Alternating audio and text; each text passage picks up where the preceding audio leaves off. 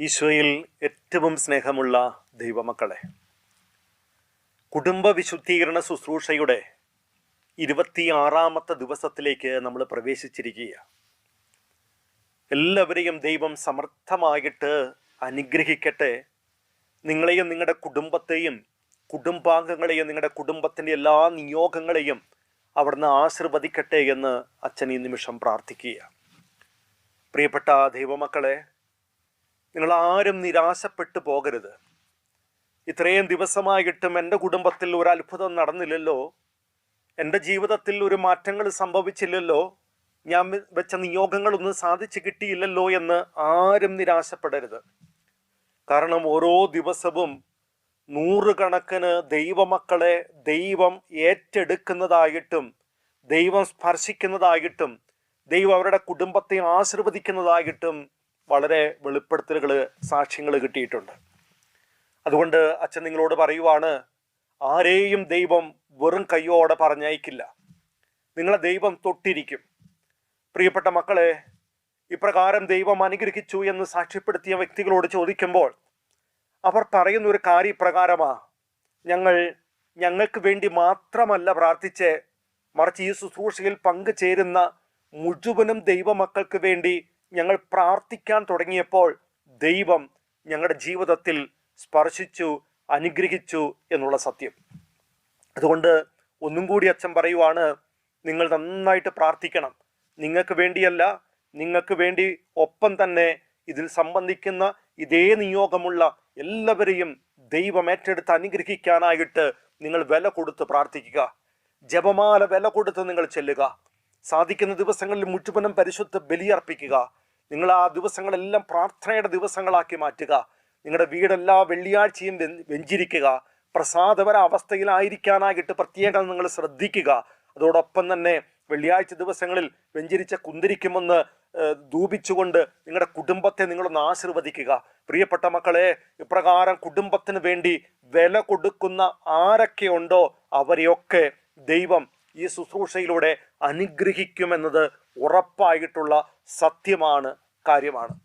പ്രിയപ്പെട്ട മക്കളെ, നമ്മൾ ഇന്ന് ശുശ്രൂഷയിലേക്ക് പ്രവേശിക്കുമ്പോൾ നമ്മുടെ കുടുംബത്തെ ദൈവം ഏറ്റെടുത്ത് അനുഗ്രഹിക്കാനായിട്ട് ദൈവമക്കൾ ചെയ്യാനായി ദൈവം പറഞ്ഞിരിക്കുന്ന ഒരു പ്രധാനപ്പെട്ട കാര്യമാണ് നിത്യജീവൻ ലക്ഷ്യമാക്കി ജീവിക്കുക. കേൾക്കണേ, നമ്മുടെ കുടുംബം അനുഗ്രഹിക്കപ്പെടാനായിട്ട്, കുടുംബത്തിൽ ദൈവത്തിൻ്റെ സാന്നിധ്യം ഇറങ്ങാനായിട്ട്, നമ്മുടെ കുടുംബത്തിലെ എല്ലാ ആവശ്യങ്ങളും ദൈവത്തിൽ നിന്ന് സാധിച്ചു കിട്ടാനായിട്ട് ഒരു ദൈവ പൈതൽ ചെയ്യേണ്ട ഏറ്റവും പ്രധാനപ്പെട്ട കാര്യമാണ് നിത്യജീവൻ ലക്ഷ്യമാക്കി ജീവിക്കുക. അതുകൊണ്ടാണ് വചനം ഇങ്ങനെയാ പറഞ്ഞു വെക്കുക. മത്തായിയുടെ സുവിശേഷം 6-ാമത്തെ അധ്യായത്തിൽ 32-33 തിരുവചനങ്ങൾ വായിക്കുമ്പോൾ നമുക്ക് കാണാനായിട്ട് പറ്റും, നീ ആദ്യം അവിടത്തെ രാജ്യവും അവിടത്തെ നീതിയും അന്വേഷിക്കുക, ബാക്കി മുഴുവനും നിനക്ക് ലഭിക്കുക തന്നെ ചെയ്യും. കേൾക്കണം മക്കളെ, നീ ആദ്യം അവിടത്തെ രാജ്യവും അവിടത്തെ നീതിയും അന്വേഷിക്കുക, ബാക്കി മുഴുവനും നിനക്ക് ലഭിക്കുക തന്നെ ചെയ്യും. ദൈവത്തിൻ്റെ വചനം നുണ പറയുമോ മക്കളെ? ഒരിക്കലുമില്ല. ദൈവം വചനത്തിൽ പറഞ്ഞ കാര്യം അത് സംഭവിക്കും. ഇത് ദൈവത്തിൻ്റെ ഒരു വാഗ്ദാനമാണ്. എന്താ പറഞ്ഞിരിക്കുന്നത്? നീ ആദ്യം ദൈവരാജ്യം ലക്ഷ്യമാക്കി ജീവിച്ചാൽ, നിത്യജീവൻ ലക്ഷ്യമാക്കി ജീവിച്ചാൽ, ദൈവത്തിൻ്റെ നീതി. എന്താ ദൈവത്തിൻ്റെ നീതി എന്ന് പറഞ്ഞാൽ അത് ദൈവഹിതം നിറവേറ്റുക. പ്രിയപ്പെട്ടവരെ, സ്വർഗരാജ്യം ലക്ഷ്യമാക്കി ജീവിച്ച് ദൈവഹിതം നിറവേറ്റി ജീവിച്ചാൽ 2 കാര്യം ഉറപ്പാണ്. 1, സ്വർഗവും കിട്ടും. 2, ഈ ഭൂമിയിൽ നിനക്കാവശ്യമായിട്ടുള്ളതെല്ലാം ദൈവം നിനക്ക് തന്നിരിക്കും. ഇത് ഉറപ്പാ മക്കളെ. പക്ഷെ ഇന്ന് ഈ കാലഘട്ടത്തിൻ്റെ പ്രത്യേകത എന്നാണെന്നറിയാമോ? ഈ കാലഘട്ടം മനുഷ്യൻ പരക്കം പായുക. എന്തിനു വേണ്ടിയാ? എല്ലാ കാര്യങ്ങളും ഈ ഭൂമിയിൽ സാധിച്ചു കിട്ടാനായിട്ട്, എല്ലാ ആവശ്യങ്ങളും നിറവേറ്റി കിട്ടാനായിട്ട്, അതിനുവേണ്ടി എല്ലായിടത്തും നമ്മൾ പ്രാർത്ഥിക്കാനായിട്ട് പോകുന്നുണ്ട്. നല്ലതാ. പക്ഷേ ഇത് കിട്ടുമെന്ന് ദൈവം പറഞ്ഞിട്ടുണ്ടെങ്കിൽ നീ ഒരു കാര്യം ചെയ്യാൻ ആവശ്യപ്പെടുക. ദൈവരാജ്യം, സ്വർഗരാജ്യം ലക്ഷ്യമാക്കി ദൈവഹിതം നിറവേറ്റി കുഞ്ഞെ ജീവിച്ചാൽ മാത്രം മതി നിന്റെ ജീവിതത്തിൽ ഇത് കിട്ടിയിരിക്കും. പ്രിയപ്പെട്ട മക്കളെ, ഇന്ന് നിത്യജീവൻ കിട്ടാനായിട്ട്, സ്വർഗരാജ്യം കിട്ടാനായിട്ട് ആരും താല്പര്യമെടുക്കുന്നില്ല, ആരും അതിനു വേണ്ടി അധ്വാനിക്കുന്നില്ല. എല്ലാവരും അതിൽ നിന്നും മാറിപ്പോയിരിക്കുക. ദൈവരാജ്യം കിട്ടാനായിട്ട്, നിത്യജീവൻ കിട്ടാനായിട്ട് ഒരു ദൈവ പൈതൽ ചെയ്യേണ്ട ഏറ്റവും പ്രധാനപ്പെട്ട കാര്യത്തെക്കുറിച്ച് നാഹൂ പ്രവാചകന്റെ പുസ്തകത്തിൽ 2-ാമത്തെ അധ്യായത്തിൽ 1 മുതലുള്ള തിരുവചനം വായിക്കുമ്പോൾ കാണാനായിട്ട് പറ്റും. അവിടെ 4 കാര്യങ്ങളാണ് പറഞ്ഞു വെച്ചിരിക്കുക. വചനം ഇങ്ങനെയാ പറയുന്നത്: സംഹാരദൂതൻ നിന്റെ അടുത്തേക്ക് എത്തിക്കൊണ്ടിരിക്കുക, നിന്റെ അടുക്കലേക്ക് വന്നുകൊണ്ടിരിക്കുക. അതുകൊണ്ട് 4 കാര്യം നീ ചെയ്യണം. 1, വഴി നേരെയാക്കണം. 2, നിന്റെ കോട്ടകളിൽ പ്രതിരോധനം ഏർപ്പെടുത്തണം. 3, അരക്കച്ച മുറുക്കണം. 4, സർവശക്തിയും സംഭരിക്കണം. സംഹാരദൂതൻ നമ്മുടെ എത്തിക്കൊണ്ടിരിക്കുകയാണ്. നീ ചെയ്യേണ്ട 4 കാര്യം: 1, വഴി നേരെയാക്കുക. 2, കോട്ടകളിൽ പ്രതിരോധനം. 3, അരക്കച്ച മുറുക്കുക. 4, സർവശക്തിയും സംഭരിക്കുക. എന്താ മക്കളെ വഴി നേരെയാക്കാൻ പറയുന്നത്? നീ പാപത്തിന്റെ വഴിയാണോ, ജഡത്തിന്റെ വഴിയാണോ, ലോകത്തിന്റെ വഴിയാണോ, തിന്മയുടെ വഴിയാണോ, അഹങ്കാരത്തിന്റെ വഴിയാണോ, അസൂയ, നീ ഏതു വഴിയിലൂടെയാണ് നടക്കുന്നത്? പ്രിയപ്പെട്ടവരെ, ഈ ലോകത്തിന്റെ പാപത്തിന്റെ വഴിയിലൂടെയാണെങ്കിൽ ആ വഴി മാറി, ആ ട്രാക്ക് മാറി ദൈവിക ജീവനിലേക്ക്, എന്ന് വെച്ചാൽ ഈശോയുടെ വഴിയിലേക്ക്, വഴിയും സത്യവും ജീവനുമായ ഈശോയിലേക്ക്, വചനത്തിലേക്ക് തിരിച്ചു വരാനാണ് നിത്യജീവൻ ആഗ്രഹിക്കുന്ന ഒരു ദൈവ പൈതൽ ആദ്യം ചെയ്യേണ്ട കാര്യം. 2ാമത് പറയുന്നു, കോട്ടകളിൽ പ്രതിരോധനം ഏർപ്പെടുത്തണം. പ്രിയപ്പെട്ടവരെ, എപ്രകാരം ആ കോട്ടകളിൽ പ്രതിരോധനം ഏർപ്പെടുത്തേണ്ടേ? 5 കാര്യം കൊണ്ട്. 1, പരിശുദ്ധമായിട്ടുള്ള കുമ്പസാരം. 2, പരിശുദ്ധ കുർബാന. 3, പ്രാർത്ഥന. 4, വചനവായന. 5, ഉപവാസം. പ്രിയപ്പെട്ടവരെ, ഈ 5 കാര്യങ്ങൾ ഒരു ദൈവ പൈതൽ ഏറ്റവും കൂടുതൽ പ്രാധാന്യം കൊടുത്ത് ജീവിതത്തിൽ ചെയ്യാൻ തുടങ്ങുമ്പോൾ കോട്ടകളിൽ പ്രതിരോധനം ശക്തി പ്രാപിക്കുക. 3ാമത് പറയുന്നു, അരക്കച്ച മുറുക്കുക. എന്താണ് പ്രിയപ്പെട്ടവരെ? സത്യം കൊണ്ടും സത്യസന്ധത കൊണ്ടുമുള്ള അരക്കച്ച. സത്യമുള്ള ജീവിതം, സത്യമുള്ള ജീവിത രീതി, സത്യസന്ധമായ ജീവിതം. പ്രിയപ്പെട്ടവരെ, കാപട്യം ഉപേക്ഷിച്ച് ഇപ്രകാരം ജീവിക്കാനായിട്ട് തുടങ്ങുമ്പോൾ ദൈവം നമ്മളെ നിത്യജീവനിലേക്ക് അടുപ്പിച്ചുകൊണ്ടിരിക്കുക. 4ാമത് പറയുന്നു, സർവശക്തിയും സംഭരിക്കുക. എന്ന് വെച്ചാൽ ആത്മാവിൻ്റെ അഭിഷേക ശക്തി നമ്മൾ നിറയപ്പെടാനായിട്ട് തുടങ്ങണം. പ്രിയപ്പെട്ടവരെ, ഈ 4 കാര്യം ഒരു ദൈവ പൈതൽ എപ്പോൾ ചെയ്യണമെന്നാ പറയണേ? സംഹാരദൂതൻ നമ്മളെ പിടിക്കുന്നതിന് മുമ്പ് നമ്മൾ ഇപ്രകാരം ജീവിക്കണം. എനിക്കട്ടെ പ്രിയപ്പെട്ടവരെ, എന്താണ് സംഹാരദൂതൻ? ഏതാണ് സംഹാരദൂതൻ? അത് മറ്റൊന്നുമല്ല, ഈ കാലഘട്ടത്തിന്റെ സംഹാരദൂതൻ എന്ന് പറയുന്നത് മരണമാണ്. എന്ന് വെച്ചാൽ മരണം നമ്മെ പുൽകുന്നതിന് മുമ്പ് എൻ്റെ ജീവിതം എങ്ങനെയാകണം? വഴി നേരെയാക്കിയുള്ള ജീവിതം, അരക്കച്ച മുറുക്കിയുള്ള ജീവിതം, കോട്ടകളിൽ പ്രതിരോധനം ഏർപ്പെടുത്തിയ ജീവിതം, സർവശക്തിയും സംഭരിച്ച ജീവിതം. മക്കളെ, ഇത് നമ്മൾ ജീവിക്കാനായിട്ട് തുടങ്ങണം. മരണം നമ്മളെ പിടിക്കുന്നതിന് മുമ്പ്, എന്ന് വെച്ചാൽ ആരെ വേണമെങ്കിലും, എവിടെ വെച്ച് വേണമെങ്കിലും, എങ്ങനെ വേണമെങ്കിലും, ഏത് രീതി വേണമെങ്കിലും മരണം നമ്മളെ കൊണ്ടുപോകാം. എൻ്റെ പ്രിയപ്പെട്ട മക്കളെ, നിങ്ങളൊന്ന് മനസ്സിലാക്കിക്കേ. ഇതിന് വലിപ്പമെന്നോ ചെറുപ്പമെന്നോ നോട്ടമില്ല, ആരോഗ്യമുള്ളവനെന്നോ രോഗിയെന്നോ നോട്ടമില്ല, പ്രിയപ്പെട്ടവരെ പ്രായമുള്ളവനെന്നോ കുഞ്ഞെന്നോ നോട്ടമില്ല. ആരെ വേണമെങ്കിലും, എപ്പോൾ വേണമെങ്കിലും, എവിടെ വെച്ച് വേണമെങ്കിലും, എങ്ങനെ വേണമെങ്കിലും കൂട്ടിക്കൊണ്ടുപോകാൻ മരണത്തിന് പറ്റുന്നേ. പരിശുദ്ധ ബൈബിൾ വായിച്ചു നോക്കുമ്പോൾ ഒരു കാര്യം കാണാൻ പറ്റും. ജലപ്രളയത്തിന് മുമ്പുള്ള കാലഘട്ടം. അവിടെ കായേലിൻ്റെയും ആബേലിൻ്റെയും ജീവിതം ഒന്ന് മാറ്റിവെക്കുക, അവരുടെ ജീവിതം ഒന്ന് മാറ്റിവെക്കുക. എന്നിട്ട് ചിന്തിച്ചു നോക്കുവാണെങ്കിൽ നമുക്ക് കാണാൻ പറ്റും, അപ്പൻ ജീവിച്ചിരിക്കുമ്പോൾ അമ്മ മരിക്കുന്നില്ലേ? അപ്പൻ ജീവിച്ചിരിക്കുമ്പോൾ മക്കൾ മരിക്കുന്നില്ലേ? ജ്യേഷ്ഠൻ ജീവിച്ചിരിക്കുമ്പോൾ അനുജൻ മരിക്കുന്നില്ലേ? ജ്യേഷ്ഠത്തി ജീവിച്ചിരിക്കുമ്പോൾ അനുജത്തി മരിക്കുന്നില്ലേ? മാതാപിതാക്കൾ ജീവിച്ചിരിക്കുമ്പോൾ മക്കൾ മരിക്കുന്നില്ലേ? എന്നാൽ ജലപ്രളയത്തിന് ശേഷമുള്ള കാലഘട്ടം നോക്കുമ്പോൾ ആരെ വേണമെങ്കിലും, എപ്പോൾ വേണമെങ്കിലും, എവിടെ വെച്ച് വേണമെങ്കിലും, എങ്ങനെ വേണമെങ്കിലും മരണത്തിന് കൂട്ടിക്കൊണ്ടു പോകാനായിട്ട് പറ്റും. എനിക്ക് നിങ്ങളോട് ചോദിക്കാനുള്ള ചോദ്യം ഇതാ മക്കളെ, ഒരുങ്ങിയോന്നേ? നമ്മൾ ഒരുങ്ങിയോന്നേ? നമ്മൾ ഈ ഭൂമിയിൽ നമ്മുടെ നിയോഗം എന്താ മക്കളെ? ഇത്രയും വർഷം നമ്മൾ ജീവിച്ചില്ലേ? ഇപ്പോഴും നമ്മുടെ പ്രാർത്ഥനയുടെ നിയോഗം എന്താ?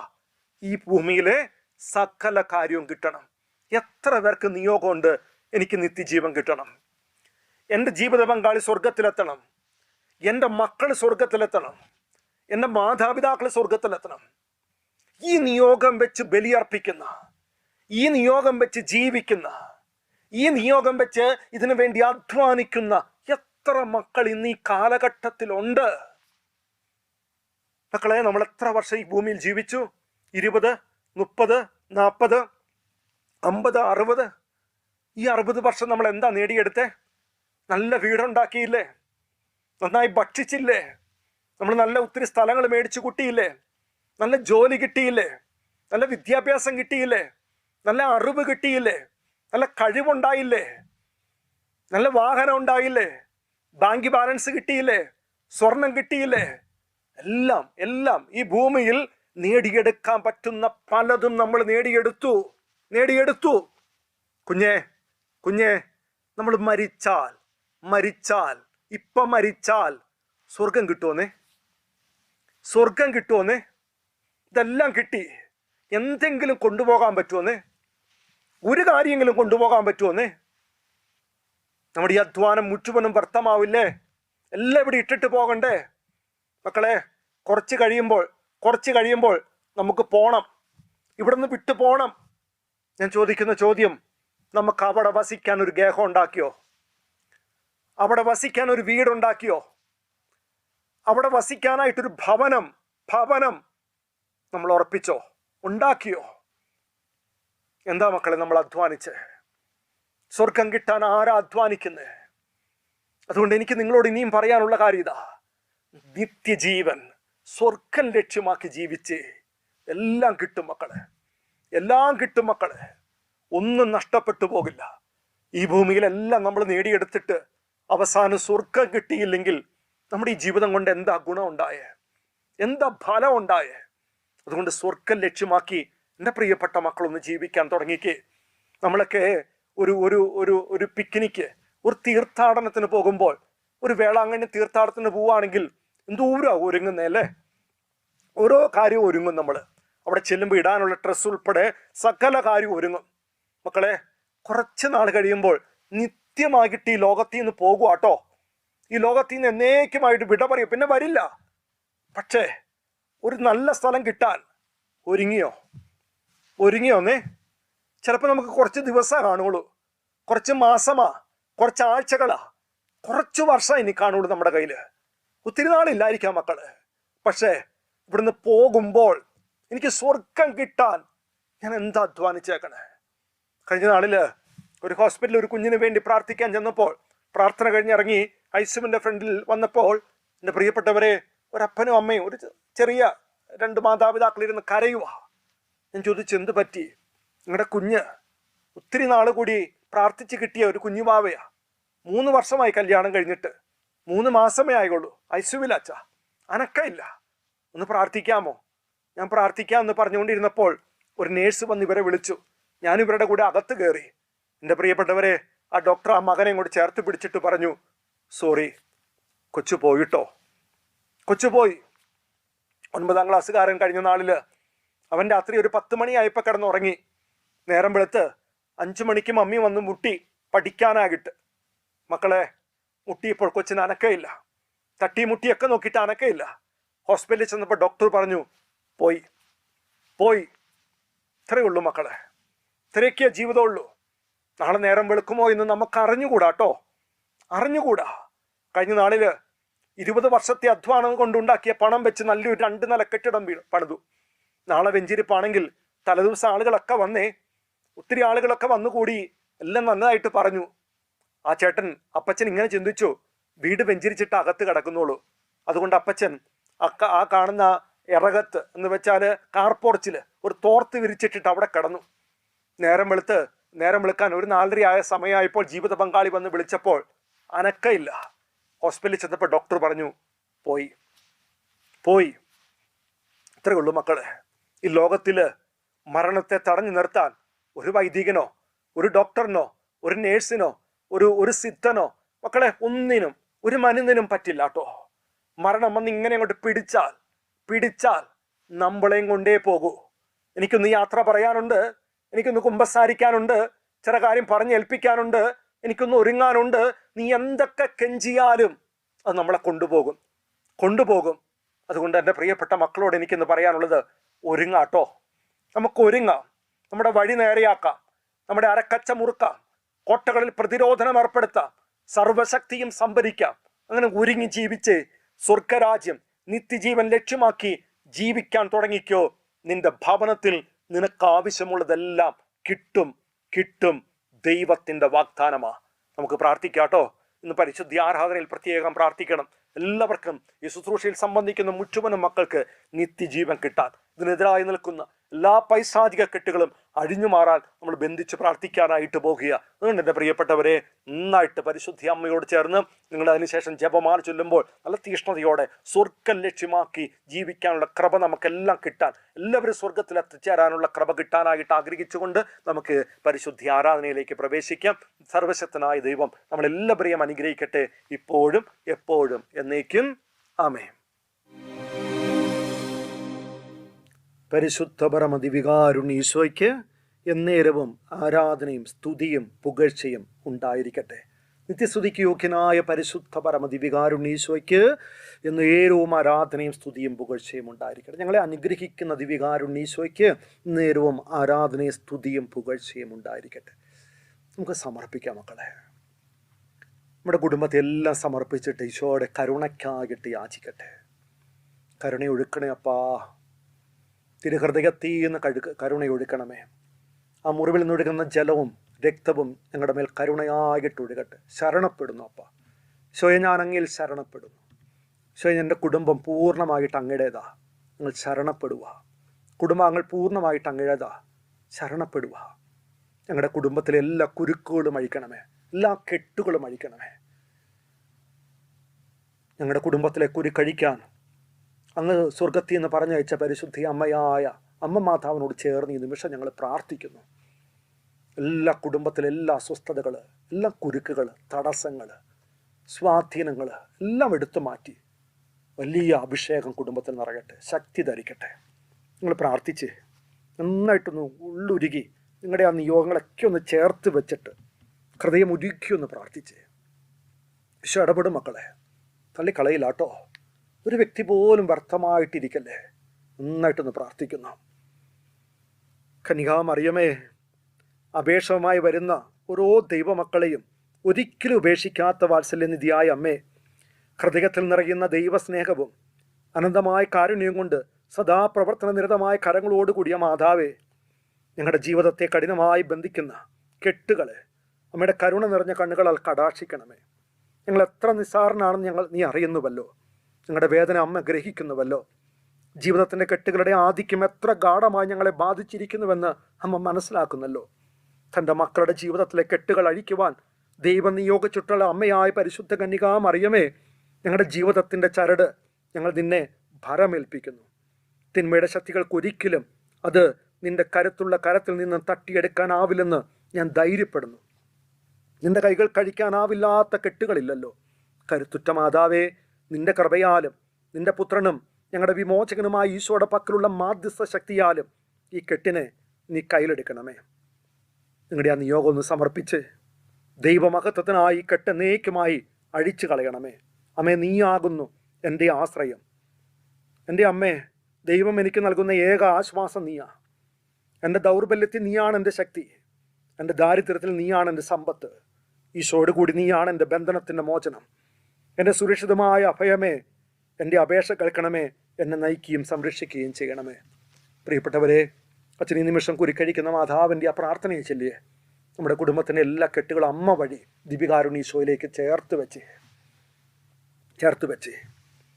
ഏറ്റവും പരിശുദ്ധനായ ത്രിയേക ദൈവത്തോടുള്ള പ്രാർത്ഥനയുടെ ശക്തമായ പുണ്യത്തിനും എല്ലാ മൂലകങ്ങളുടെയും സൃഷ്ടാവായ ഏറ്റവും പരിശുദ്ധ ത്രിത്വത്തിൻ്റെ ഐക്യത്തിലുള്ള വിശ്വാസത്തിലും ഞങ്ങൾ ഇന്ന് ഞങ്ങളെ തന്നെ ഭരമേൽപ്പിക്കുന്നു.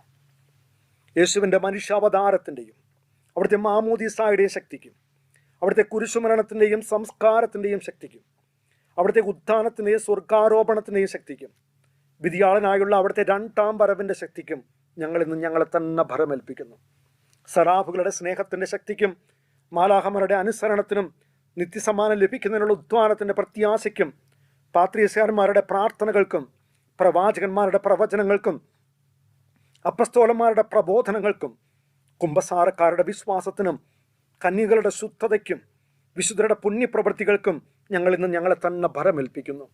പിശാചിൻ്റെ കെണികൾക്കെതിരായും പാപത്തിൻ്റെ പ്രലോഭനങ്ങൾക്കെതിരായും പ്രകൃതിയുടെ ആസക്തികൾക്കെതിരായും അടുത്തോ അകലെയോ ഒറ്റയ്ക്കോ കൂട്ടായോ ഞങ്ങൾക്കെതിരെ തിന്മ നിരൂപിക്കുന്ന എല്ലാവർക്കുമെതിരായി ഞങ്ങളെ വഴി നടത്തുന്നതിനായി ദൈവമേ നിൻ്റെ ശക്തിക്കും, ഞങ്ങളെ താങ്ങി നിർത്തുന്നതിനായി ദൈവമേ നിൻ്റെ ബലത്തിനും, ഞങ്ങളെ പഠിപ്പിക്കുന്നതിനായി ദൈവമേ നിൻ്റെ ജ്ഞാനത്തിനും, ഞങ്ങളെ നോക്കിപ്പാർക്കുന്നതിനായി ദൈവമേ നിൻ്റെ കണ്ണുകൾക്കും, ഞങ്ങളെ ശ്രവിക്കുന്നതിനായി ദൈവമേ നിൻ്റെ കാതുകൾക്കും, ഞങ്ങൾക്ക് സംസാരിക്കുന്നതിനായി ദൈവമേ നിൻ്റെ വചനത്തിനും, ഞങ്ങളെ സംരക്ഷിക്കുന്നതിനായി ദൈവമേ നിൻ്റെ കരങ്ങൾക്കും, ഞങ്ങൾക്ക് പാതി ഒരുക്കുന്നതിനായി ദൈവമേ നിൻ്റെ മാർഗത്തിനും, ഞങ്ങൾക്ക് അഭയം നൽകുന്നതിനായി ദൈവമേ നിൻ്റെ പരിചയ്ക്കും, ഞങ്ങൾക്ക് പ്രതിരോധം തീർക്കുന്നതിനായി ദൈവമേ നിൻ്റെ സൈന്യത്തിനും ഞങ്ങളെ തന്നെ ഈ നിമിഷം ഭരമേൽപ്പിക്കുന്നു.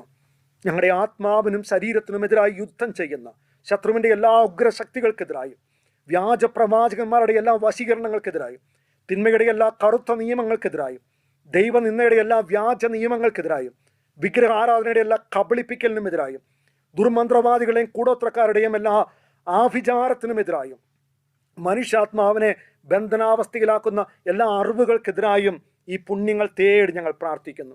സമർത്ഥമായ അനുഗ്രഹങ്ങൾ ലഭിക്കുന്ന വിധത്തിൽ വിഷബാധയിൽ നിന്നും, പൊള്ളലിൽ നിന്നും, മുങ്ങിമരണത്തിൽ നിന്നും, മുറിവുകളിൽ നിന്നും, മാരക രോഗപീഠകളിൽ നിന്നും, പൈശാചിക കെട്ടുകളിൽ നിന്നും, കലഹത്തിൽ നിന്നും ക്രിസ്തുവേ എന്നെയും ഞങ്ങളുടെ ഓരോരുത്തരെയും ഞങ്ങളുടെ കുടുംബത്തെയും ഇന്നേ ദിവസവും എല്ലാ നിമിഷവും കാത്തു സംരക്ഷിക്കണമേ.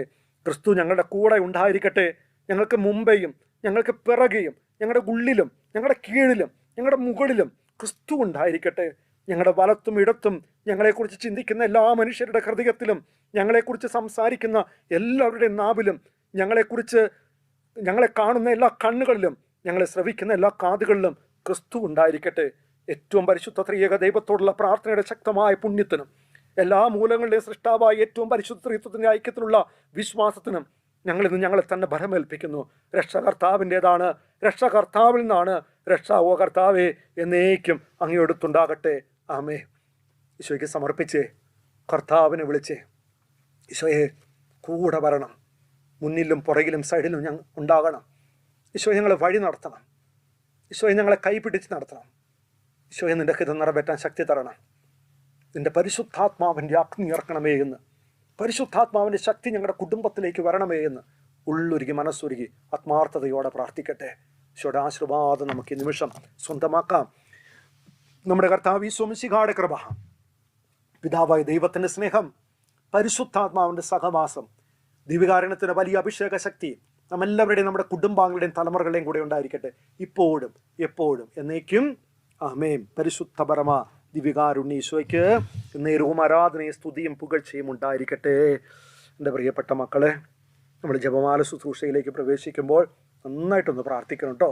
എല്ലാവരും പരസ്പരം പ്രാർത്ഥിക്കണം. അത് പ്രധാനപ്പെട്ട നമ്മുടെ മാത്രമല്ല, നമ്മുടെ കൂട്ടായ്മയിലുള്ള മുഴുവൻ ആളുകൾ വലിയ ഡെലിവറൻസ് എല്ലാവരുടെയും കുടുംബത്തിൽ വരുന്നുണ്ട്. ഒത്തിരി പേര് പല രീതിയിലുള്ള അനുഭവങ്ങൾ പങ്കുവെക്കും. അതുകൊണ്ട് പ്രിയപ്പെട്ടവരെ, നിങ്ങൾ നന്നായിട്ട് പ്രാർത്ഥിച്ചു. ഈശോ എല്ലാവരെയും സമർത്ഥമായിട്ട് അനുഗ്രഹിക്കട്ടെ. ആമേൻ.